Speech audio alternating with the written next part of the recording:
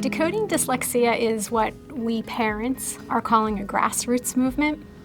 It got started exactly a year ago. We were visiting, a group of parents were spending the day in New York City to attend a National Center for Learning Disabilities luncheon. And it was a group of about 12 moms and a dad, and we were just chit-chatting over lunch and watching the presentations, and we quickly realized that we all had the same story of struggle trying to get services for our children within public school systems. It's just happening in different types of school districts, different demographics, different counties throughout the state. By the time we got through this luncheon and got to know each other on the train ride back, we decided that we had to do something. We came up with this mission statement. It was to raise dyslexia awareness in our state, to help families in New Jersey get to resources a little bit quicker than we found our way to those resources. And then most importantly, it was to get out and talk to our policymakers because we want to see some state level change. And we've been working on that for the past year, and we've been meeting with much success and a lot of love from the parents that we're coming in contact with. The Reading Disabilities Task Force bill was a law that established this group of dyslexia experts that spent a year looking at the issues in New Jersey public schools and seeing what they could uncover.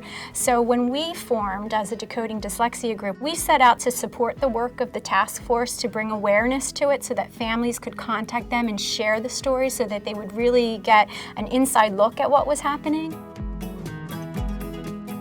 It's about early screening, access to interventions. Actually, most importantly is the use of the word dyslexia. In many states across the country, the word's not even used in the educational setting, so it's hard to have a conversation when you're not speaking the same language. And then other things like access to assistive technologies and teacher training.